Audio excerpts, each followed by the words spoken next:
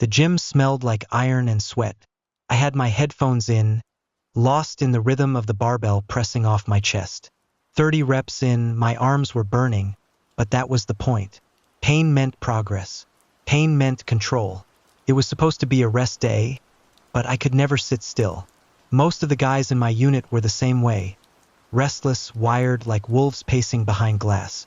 Being part of the CDC's Special Containment Division wasn't a job, it was a lifestyle. You kept sharp or you didn't come back. Simple as that. I racked the weights, grabbed my water bottle and checked my phone. Nothing. No alerts, no mission updates. Just a few texts from my sister, reminding me that I never called back. I thought about answering, but before I could, the overhead lights in the gym flickered once, then dimmed. A voice came over the PA system, cold, sharp. Echo unit, report to briefing room 3. Priority 1. That was us. I froze for a second, towel in hand, before the adrenaline started crawling under my skin. Priority 1 missions weren't training. They weren't drills. They were real. When I reached the hall, the rest of the squad was already filing in. Red hazmat suits folded in their duffels, weapons checked and gleaming. No one spoke. No one joked. The weight in the air told us all we were stepping into something serious. The briefing officer didn't bother with pleasantries. He dropped a thick folder on the table, and a satellite image flickered on the wall screen behind him. A town, small, nestled in a valley. Population, 6,034. You're being deployed immediately, he said, voice tight. We have a confirmed outbreak scenario. Your objective is containment. I frowned. What's the agent? He hesitated. That silence was worse than any answer he could have given. We don't know. The room went still. For a heartbeat, all I could hear was my own pulse. I glanced back at the map. The town looked ordinary. Streets, houses, a church spire. But in the center, the satellite feed was distorted, like static bleeding into the image. One of my teammates muttered under his breath. 6,000 people. Another corrected him. 6,000 hostiles, if it's out of control. The officer slid the folder closer. His hand shook when he did. You leave in 20 minutes. And just like that, the normal world, the weights, the gym, my sister's texts, was gone. We were heading into something we couldn't even name. We geared up in silence.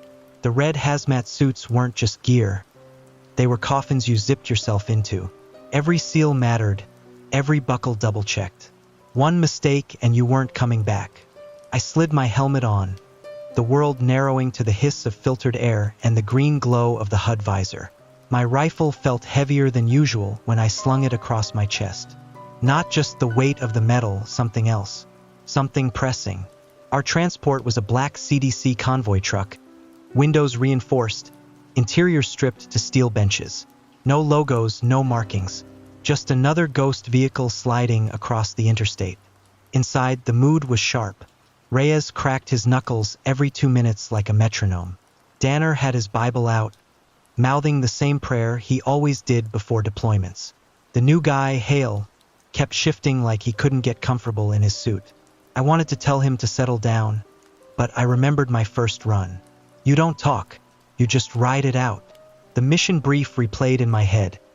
Containment, town of 6,000, unknown pathogen. No known pathogen meant no protocol, no cure, no plan. We crossed the state line in under 2 hours. The town sat in a valley, the road winding downward through thick pine forests that swallowed the moonlight. At first, everything looked normal. Houses on the ridge, a gas station lit by a flickering sign, the glow of distant street lamps. But as we got closer, the air changed. Fog rolled across the road in heavy sheets, swallowing the world outside the windshield. The driver slowed, headlights cutting useless beams into gray nothing. The silence was unnatural. No crickets, no night birds, nothing but the hum of the engine. Then I saw it. A car abandoned on the roadside, driver's door wide open, hazard lights blinking in the mist. A few yards later, another one, then another. By the time we reached the town limits, the streets were lined with stalled vehicles, some with doors ajar, some with shattered windshields. and not a single person in sight. Reyes finally spoke, voice muffled through the helmet comms. 6,000 people don't just vanish. The truck slowed to a crawl. Our radios crackled with static again, same as in the briefing reports. The signal was gone. I glanced at the main street as we rolled past. A diner's neon sign flickered faintly in the fog. Plates still sat on tables inside, coffee cups half full, like everyone had just stood up and walked away. Then came the sound, a hollow thump against the truck side panel. We all froze, rifles snapping up in unison. The driver slammed the brakes, and in the wash of the headlights, something stumbled out of the mist. A man, or what used to be one. His skin was pale, stretched thin across his frame, veins black and bulging like they were filled with tar. He dragged one leg behind him, his jaw hanging loose, mouth twitching. He turned toward us. His eyes weren't right. Milky, empty. Hale whispered over comms, voice shaking. What the hell is wrong with him? The thing opened its mouth, and the sound that came out wasn't human. And from somewhere deeper in the fog, others answered. The driver killed the engine. The sudden silence made my ears ring. Through the fog, the pale man limped closer, each step dragging like his bones didn't quite fit inside his skin anymore. His jaw clicked open and shut, teeth clacking, saliva stringing down his chin. Hold formation, I said, raising my rifle. The squad spread out, boots crunching on gravel. Our red hazmat suits glowed faintly in the headlights, turning us into moving targets. My finger hovered on the trigger, heart hammering. Sir, Hale said, voice sharp. What are our orders? Observe, I said, though every nerve screamed shoot. The figure shambled within 20 feet.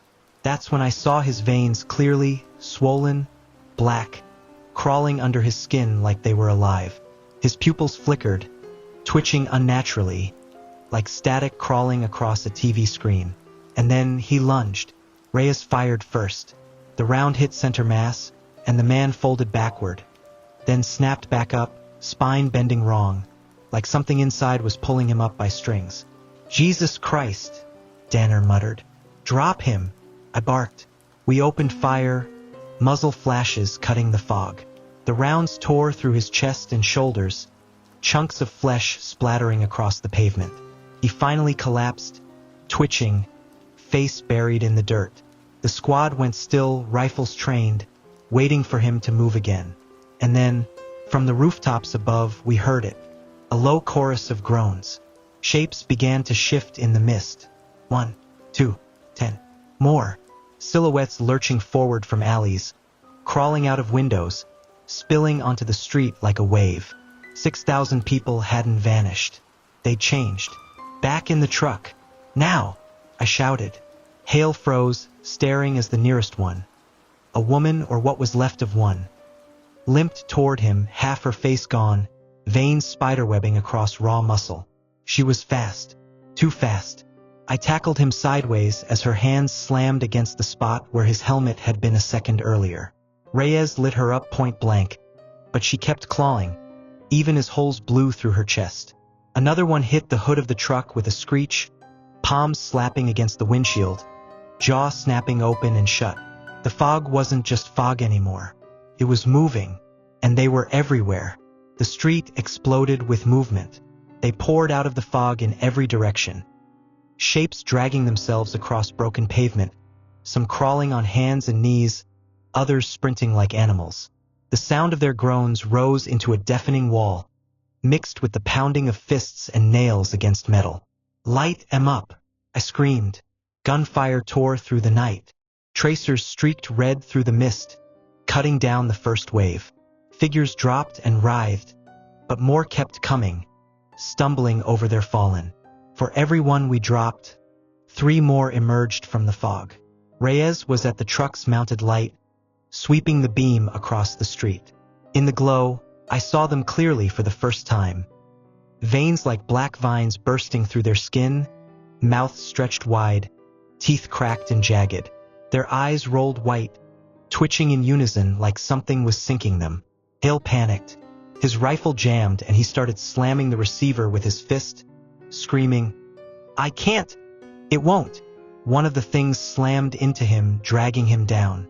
I grabbed Hale by the strap of his suit and ripped him back, unloading half a mag into the creature's head until it burst like a rotten melon. "Move! Move! Move!" We pushed forward, cutting a path through the swarm. Danner tossed a flashbang, the explosion ripping through the fog in a burst of white. It bought us 5 seconds. That's all.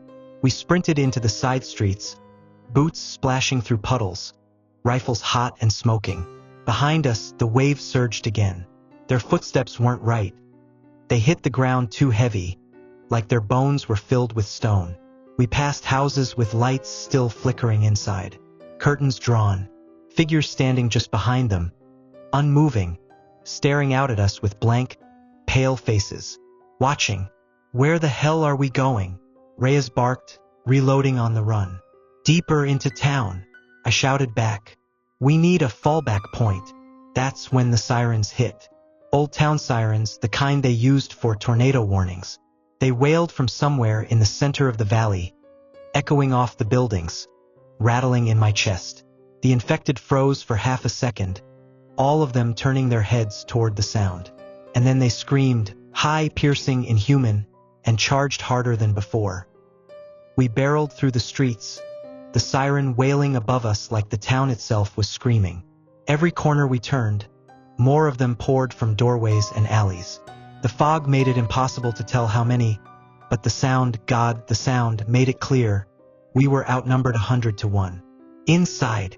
I yelled, pointing at the nearest structure, an old brick library with boarded windows. Reyes shouldered the door, with splintering under his weight. We piled in, slamming it shut just as a dozen hands slapped against the glass. The pounding began immediately. The library was dark, dust choking the air, shelves leaning half-collapsed. We swept the main hall, rifles raised, but it was empty, no civilians, no bodies. Just silence inside. "Ammo check," I ordered, breath ragged. Reyes, 3 mags. Danner, 2. Hale, 1.5. Me barely 2. It wasn't enough. Not for 6,000. Something slammed against the door hard enough to crack the wood. Hale flinched, raising his rifle at the sound. "Focus," I snapped. "They're not getting through fast. We've got time to regroup." That was when I noticed the window. On the second floor, through a broken pane of glass, I could see the town center.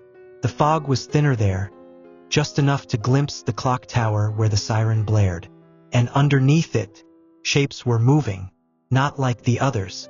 These weren't staggering or twitching. They were standing in a perfect circle, shoulder to shoulder, heads tilted back in unison. Their chests pulsed with every siren blast, like they were breathing with it. Reyes followed my gaze.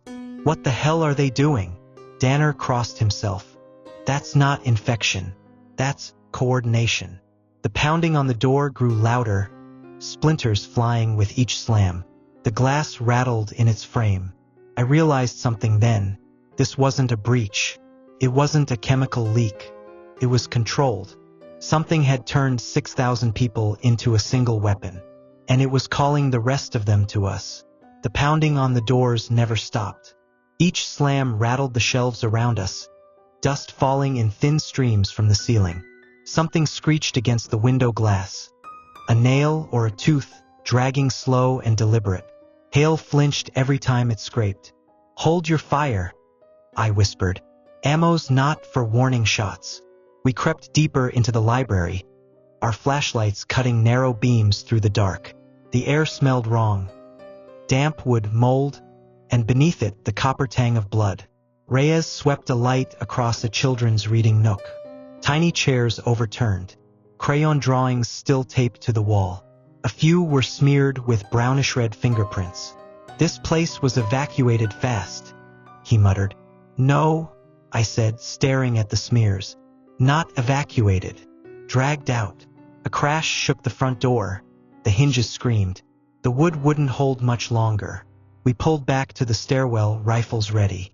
Danner's voice cracked through comms. "Command has to know what's happening. They'll bomb the place before." "Command's not listening," I cut in. "Radios are dead. It's just us." That silenced him. We climbed to the second floor, rifles aimed through broken windows. From here, the town center was clearer. The circle of infected still stood around the clock tower, perfectly still despite the siren blasting above them. Their heads twitched with every wail, veins pulsing in rhythm. "They're not just spreading," Reyes said. "They're signaling." "Signaling to who?" Hale asked. Before I could answer, a new sound rose beneath the siren. Not groans, not screams, engines. From the ridge beyond the town, headlights appeared, 3 civilian trucks, barreling down the highway toward the valley. "Idiots," Reyes hissed. "They don't know." But as the beams cut through the fog, I saw them. Dozens of infected pouring up the embankment, sprinting outward. Not into town, away from it. The trucks swerved as shapes slammed into them, tearing through the glass. One vehicle flipped, rolling end over end before bursting into flames. Another disappeared entirely beneath a tide of bodies. "They're not contained," I whispered. "They're trying to break out." The library door downstairs shattered with a deafening crack, and the pounding turned into footsteps. The door downstairs gave way with a splintering crash. The pounding turned into the thunder of footsteps, dozens of them, echoing off the tile floor below. "Positions," I hissed. We pulled back along the second-floor railing, rifles trained on the stairwell. The air filters in my mask hissed louder than my breathing, fogging my visor at the edges. The first one came fast, a blur of pale skin and black veins, claws raking along the banister as it hurled itself up the stairs. Reyes dropped it with 2 rounds to the chest and 1 through the skull. It tumbled backward, only for another to crawl over it on all fours, snarling. "Frag out," Danner shouted, tossing a grenade down the stairwell. The blast shook the building, wood and plaster raining down in chunks. For a heartbeat, the pounding stopped. Then the screaming started.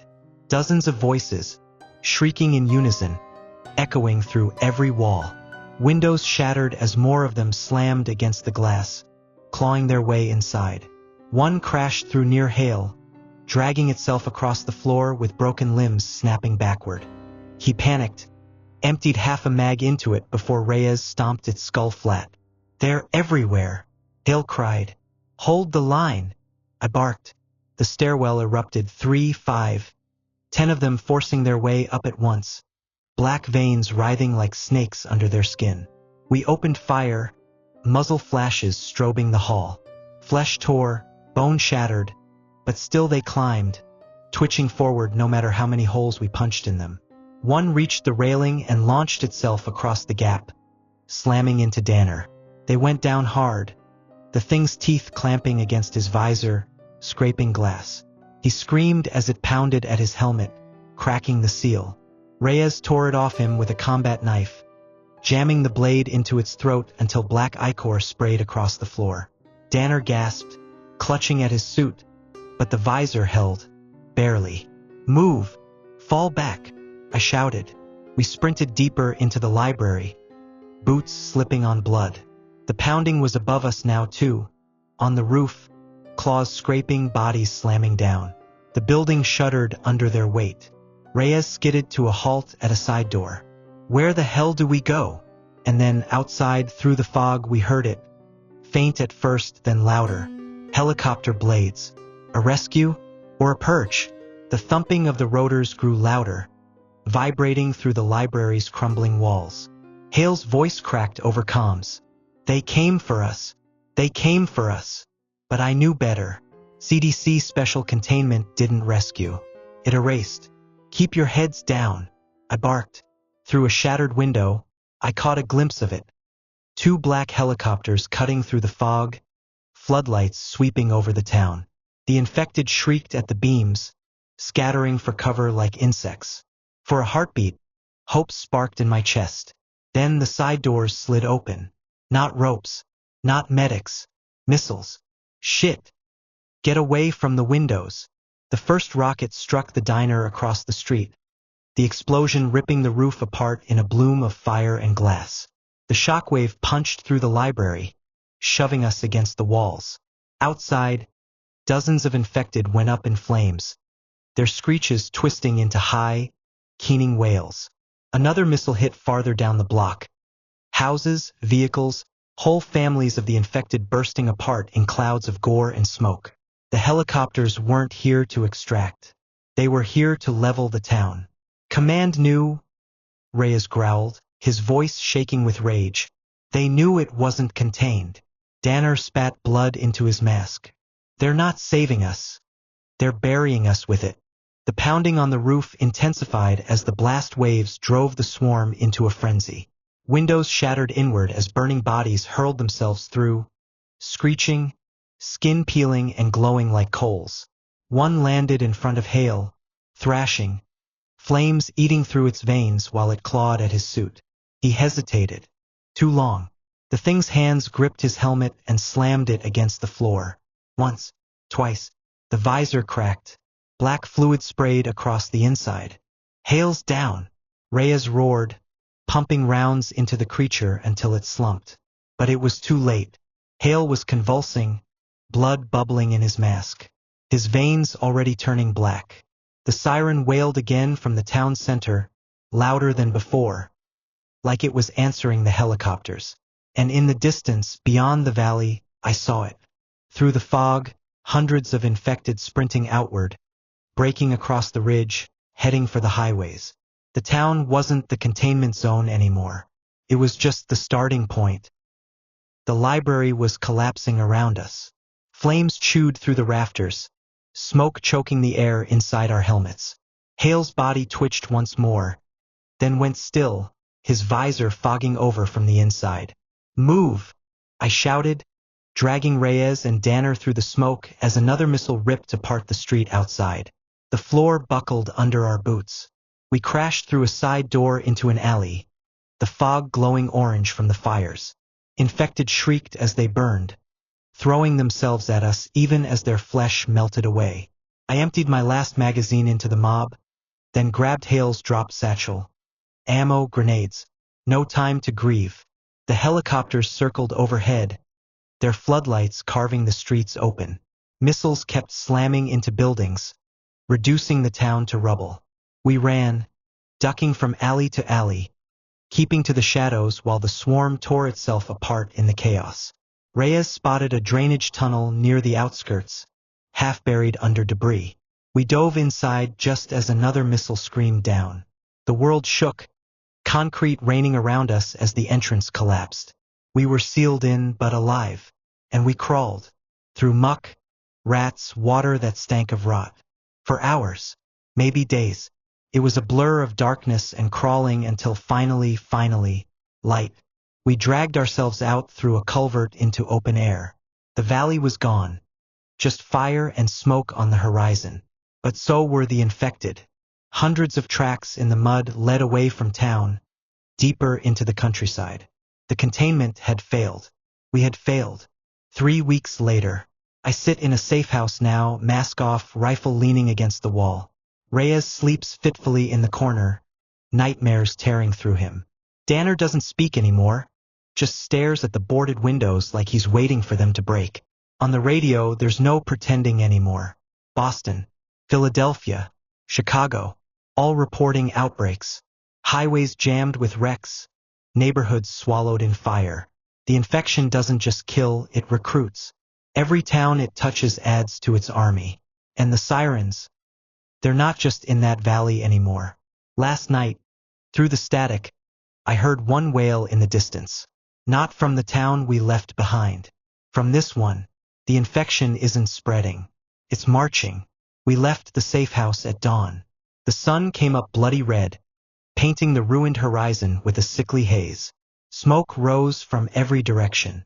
Civilization hadn't collapsed completely yet, but it was teetering. Reyes adjusted his rifle and muttered, "Feels like we crawled out of one hell just to step into another." He wasn't wrong. The first town we reached was quiet. Too quiet. Storefronts smashed. Cars abandoned mid-intersection. Doors left hanging open. The smell hit us before we even saw them. Rotting meat, sweet and sour, clinging to the air. Bodies lined the sidewalks. Some looked weeks old. Others weren't finished changing. Their veins were black, spreading like ink under the skin. Their eyes fluttered open as we passed, lips twitching. They weren't dead. Not yet. Just waiting. Danner wanted to put them down. I made him keep walking. Ammo was too precious now. At the center of town, we found the church. The pews had been pulled into barricades, and the front doors were nailed shut. Someone had spray painted across the stone. Stay out. They're inside. We didn't stay out. Inside. The smell nearly dropped me to my knees. Dozens of people huddled in the dark, gaunt, starving. Survivors. Their eyes widened when they saw our hazmat suits, and for a moment I thought they might tear us apart in desperation. Then one stepped forward, a woman clutching a child to her chest. "Did you come from the CDC?" she whispered. I couldn't answer. My throat closed. "Reyes lied for me. Yes, we're here to help." The child looked up at him, eyes glassy, veins spreading, a faint hiss with each breath. Not all of them were survivors. That night, we barred the doors and listened to the whispers in the dark as the infection spread inside the church. We weren't just fighting the infected anymore. We were living among the ticking time bombs.